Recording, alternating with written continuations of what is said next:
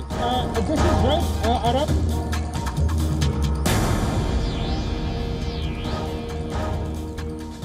Hello and welcome to WION Live Broadcast from London. I'm Ollie Barrett, and in this bulletin we'll be bringing you developments from stories around the world. First, the headlines.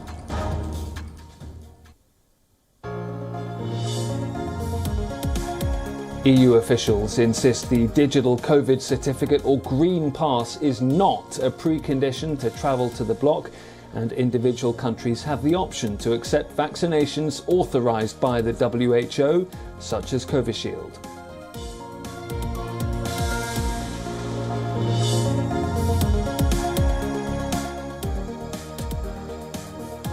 Switzerland becomes one of the first European nations to open its doors for fully vaccinated visitors from India.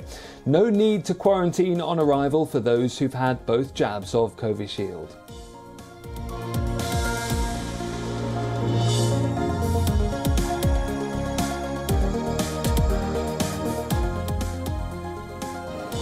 Hong Kong is banning all passenger flights from the United Kingdom from Thursday to curb the spread of the Delta variant of COVID-19.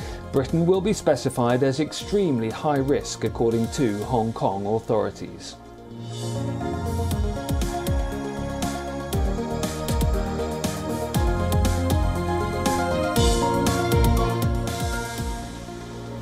Israel's top diplomat Yair Lapid arrives in the United Arab Emirates on the first ever official visit by an Israeli minister after the two nations normalised ties last year.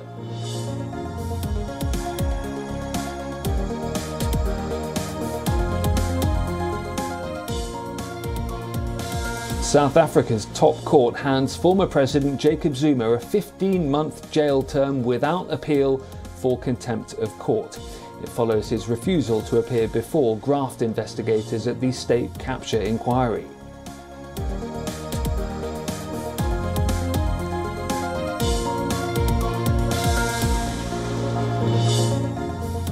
After months of fighting in a deadly civil war, Ethiopia's government declares a unilateral ceasefire in its northern Tigray region as rebel fighters enter the regional capital Mekelle.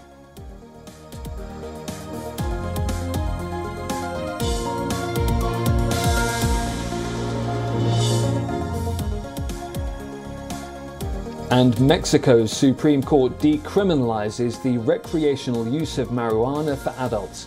The move is partly aimed at curbing drug-related violence that claims thousands of lives each year in the country.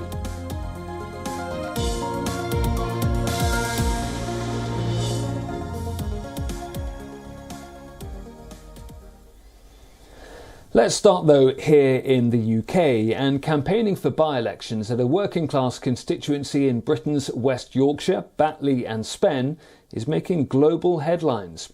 This after British Conservative Party politician Richard Holden accused Labour of identity politics. Holden in a tweet showed a pamphlet that had an image of the UK's Boris Johnson shaking hands with Indian Prime Minister Narendra Modi. The left side of the image read as follows: "Don't risk a Tory MP who is not on your side. The risks of voting for anyone but Labour are clear." Holden asks, would Labour leader Keir Starmer not meet with Narendra Modi if he himself were the country's Prime Minister? Some text on the lower third of the image was obscured.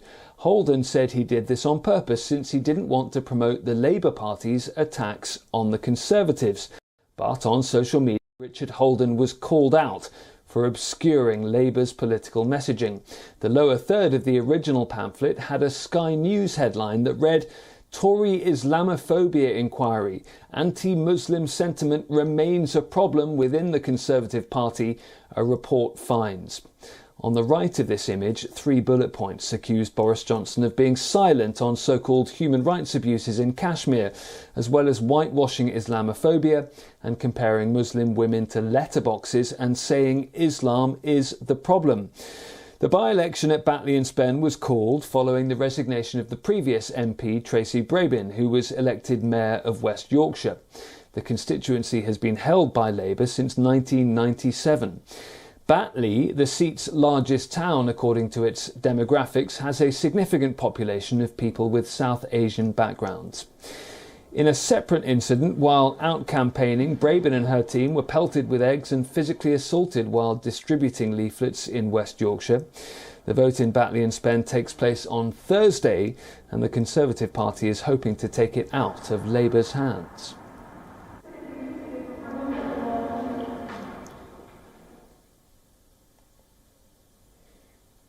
Obesity is a global problem, and the United Kingdom is no exception at all.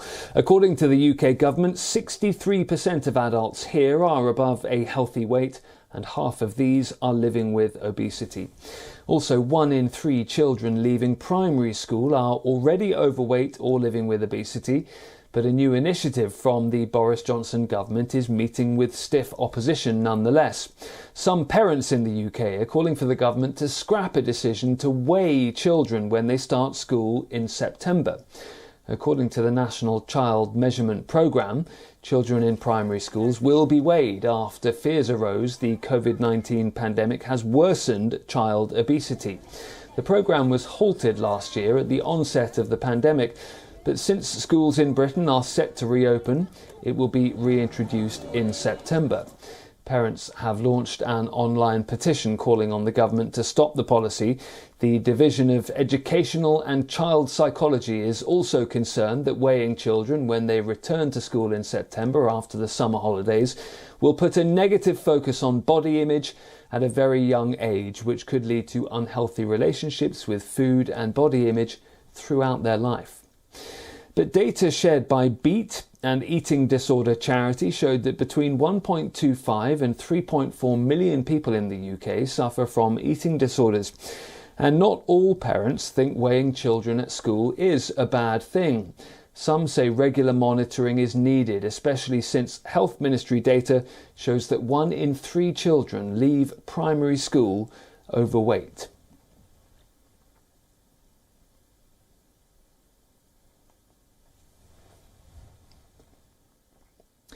From Thursday, Hong Kong will ban all passenger flights from the United Kingdom. This comes as authorities in Hong Kong put measures in place to curb the spread of the Delta variant of coronavirus. Hong Kong will categorise Britain in the extremely high risk category. But the move has added to the woes of Hong Kong's already burdened air carrier Cathay Pacific. Hong Kong is set to ban passenger flights from the UK amid new virus concerns. The move will take effect from Thursday, and if that means more empty check-in desks at the city's airport, it will spell more pain for Cathay Pacific. The Hong Kong carrier says it is reducing its cash burn. It now expects to get through less than $129 million per month in the second half. The airline had been burning through money at close to twice that rate. It also hopes to return to 20% of its pre-crisis capacity by August, up from just 8% now.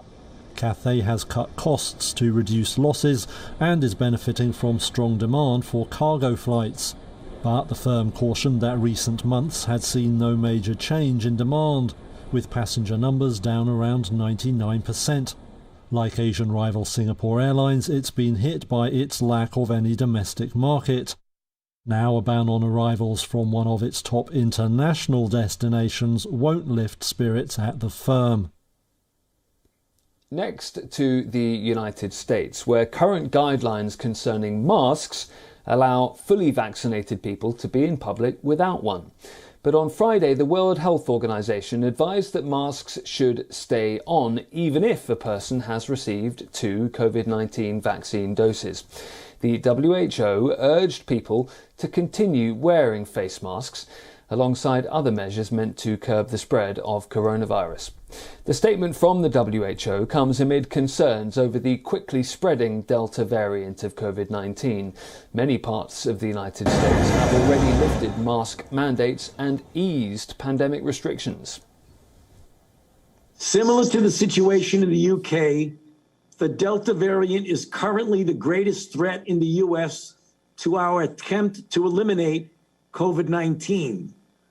Good news, our vaccines are effective against the Delta variant. Conclusion, we have the tools, so let's use them and crush the outbreak. Experts in the US are using data from here in the UK to predict how Delta variant cases could spread in America. This month, the Delta variant remained the dominant strain here in Britain. Infections rose fivefold and hospitalizations were up as well, but remained significantly lower than in previous waves due to the country's vaccination rollout. Roughly 54% of the population in Britain is fully vaccinated. As per the Centers for Disease Control and Prevention, the US is behind with 46% of its population vaccinated. The US CDC says as follows: fully vaccinated people can resume activities without wearing a mask or physically distancing, except where required by federal, state, local, tribal or territorial laws, rules and regulations, including local business and workplace guidance. According to data from the CDC, just over 53% of all people in the US are at least partially vaccinated against COVID-19, so there are growing fears the Delta variant could take hold in unvaccinated parts of the American population. Okay.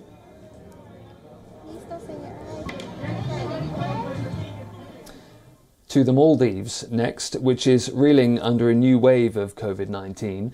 And to complicate matters, they are running out of nurses. The Maldives has just one medical university. They depend on foreign workers to service their hospitals. But with neighbouring India dealing with its own outbreak, this source has dried up. So how does the Maldives plan to deal with this crisis? The Maldives faces a strange reality. They have hospitals, they have oxygen, and they have beds. But medical equipment do not operate themselves. They need trained nurses and doctors. And that's precisely what the Maldives does not have. In some hospitals, a single nurse is attending 20 patients. To make matters worse, the country is facing a resurgent outbreak. Manpower shortage isn't just a problem here. Last year, Europe and America too struggled with it. They coped by fast-tracking nursing students by waiving their final exams. This isn't an option for the Maldives. Here, there's just one medical school, attended by a little over 100 students. Fast-tracking them will barely make a change.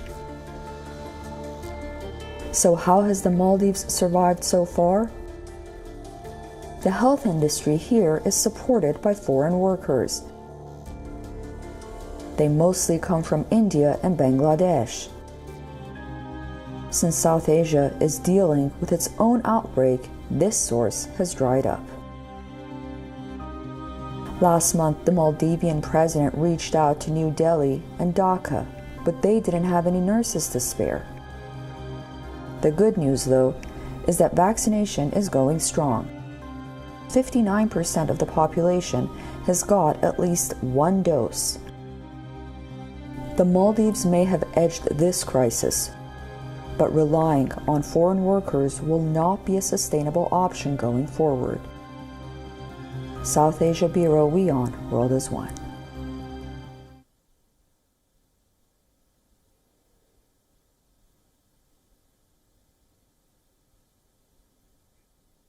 Extreme heat has pushed up temperatures in the western Canadian province of British Columbia.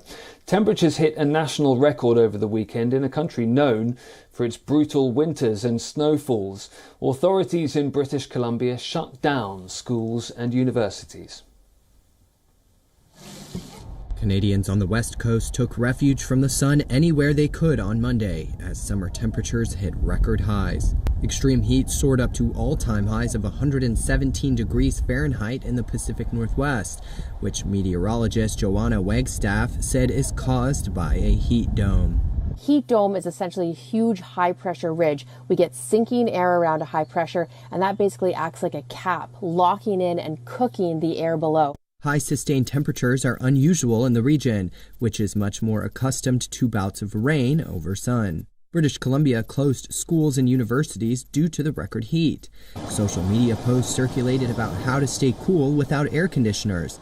Less than 40% of homes in the province have air conditioning, according to a 2018 industry study. One town just outside of Vancouver recorded the country's hottest recorded temperature over the weekend, at roughly over 115 degrees. Before then, the record high in Canada was 113 degrees in 1937, according to the climate organization Environment and Climate Change Canada. Temperatures are also soaring in the West United States as a historic heatwave hits that region too. It could contribute to an early wildfire season. With rising temperatures, the demand for goats and goat herders is rising too. For years, goats have been used to clear flammable dead grass. So our next report comes from California. These steep hills on the outskirts of Los Angeles, in Irvine in California, are a grazing ground for this herd of over 200 goats. As historic heat waves and drought pummel the western United States, goats and goat herders are in high demand. The popularity of goats has really increased. Over the years, people now equate goats to doing fire fuel breaks. The interest has sparked, cities and the counties and the state to look into the viability of it. Using goats to clear flammable dead grass is not new. But as authorities and people became more aware of the environmental benefits, their demand has grown. Goats naturally remove invasive plants and their droppings fertilize the soil without reseeding, preventing the area from reproducing. It's a natural resource in the sense that the restoration and the habitat is here. Goats are very much like a fire without the flame of a fire. They can bring all the critical elements of the plants that are here back to the soils and regenerate the native plants. So a natural resource in the sense that it's good for the land. 57-year-old Johnny Gonzalez has been in the goat business for 23 years. He currently has 1,600 goats on the hills throughout the state of California. By treating these open spaces, this is one community, this is one hill that when the fires are going off in the backcountry and the winds are blowing into or facing, the embers come in, this won't light up. And that's how fires jump fire lines. That's how they go into communities. The aim of goat clearing is to establish a natural fire break so that even if the wildfire does occur, it will stop before reaching the nearby communities. Bureau Report, WION World is One. The Tigray region of Ethiopia remains tense. The Ethiopian government's declared a ceasefire with immediate effect in the war-torn northern region as rebels advanced on the regional capital Mekelle. Rebel fighters took over the city's airport and other key areas. It comes as a major setback for Ethiopian Prime Minister Abiy Ahmed's efforts to bring Tigray back under federal control. After months of fighting in a deadly civil war, the former governing party in Ethiopia's Tigray region said on Monday it was back in control of the regional capital Mekelle after Ethiopian military forces retreated from the city. The Ethiopian government, which ousted Tigray's leadership late last year, declared a ceasefire with immediate effect. Residents in downtown Mekelle reported seeing rebel troops in the city for the first time since they were driven out by Ethiopian forces in November, and several witnesses described celebration in the streets. A spokesperson for the Tigray People's Liberation Front, or TPLF, told Reuters by phone that the capital of Tigray, Mekelle, is under their control. UN Secretary General Antonio Guterres said he had spoken with Prime Minister Abiy Ahmed and was, quote, hopeful that an effective cessation of hostilities will take place. Monday's developments followed recent reports of an escalation in fighting between Ethiopian troops and the TPLF outside Mekelle. Last Tuesday, an airstrike killed over 60 people in a town northwest of Mekelle, a medical official told Reuters. An Ethiopian military spokesperson said last week that only combatants, not civilians, had been hit. The attack was one of the deadliest reported incidents in months in the region. United Nations peacekeeping missions globally are preparing for a possible shutdown on Thursday if the 193-member UN General Assembly is unable to agree a new $6 billion yearly budget. The 193 member states of the UN have thus far failed to agree on a peacekeeping budget for the year beginning July the 1st.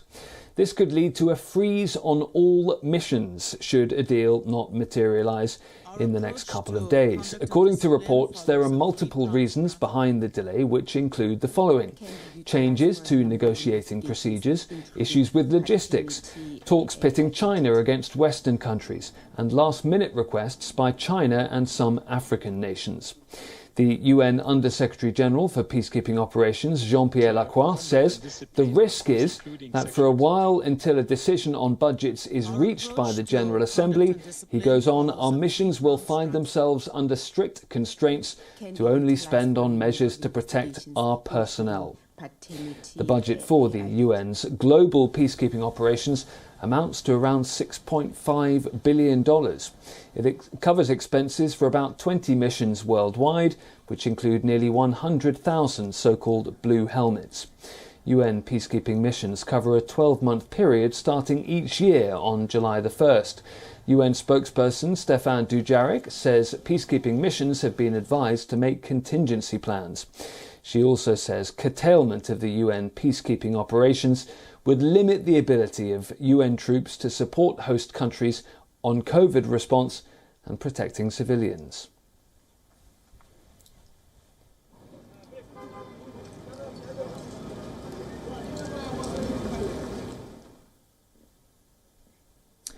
A judge in the United States has dismissed the antitrust action against Facebook filed last year by federal and state regulators.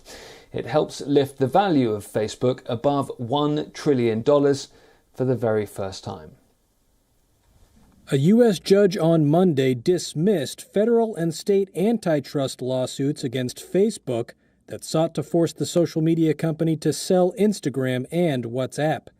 Facebook shares rose more than 4% after the ruling was issued, putting Facebook's market cap at over $1 trillion for the first time.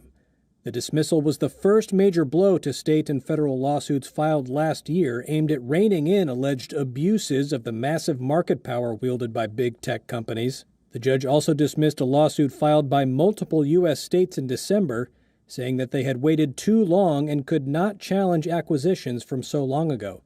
The FTC and several states filed separate lawsuits last year that accused Facebook of breaking antitrust law to keep smaller competitors at bay by snapping up rivals, including the 2012 acquisition of Instagram for $1 billion and of WhatsApp in 2014 for $19 billion. The judge said the FTC had failed to show that Facebook had monopoly power in the social networking market, but he said the court, quote, does not agree with all of Facebook's contentions, adding that the agency was, quote, on firmer ground in scrutinizing the acquisitions of Instagram and WhatsApp.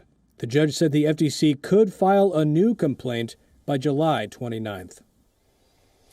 That's all we have time for on this edition of WION Live Broadcast from London. For more global news and updates, stay tuned to WION. I'm Ollie Barrett and I'll be back at the same time tomorrow. I will leave you though with these pictures from Costa Rica, where after 7 months of calm, the Rincón de la Vieja volcano has erupted. It's estimated to have sent ash and smoke more than 2 kilometers into the air above the vase of the crater. Goodbye.